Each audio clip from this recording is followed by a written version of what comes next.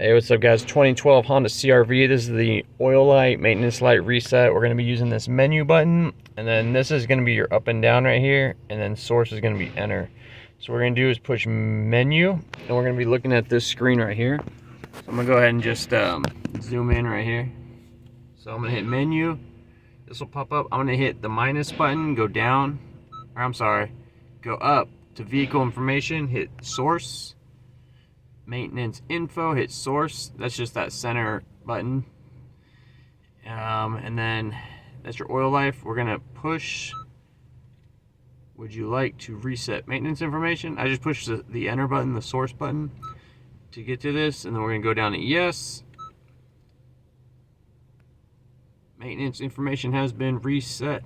Oil life 100%, and that's it guys. So that's how you do it on the 2012 Honda CR-V. Thanks for watching.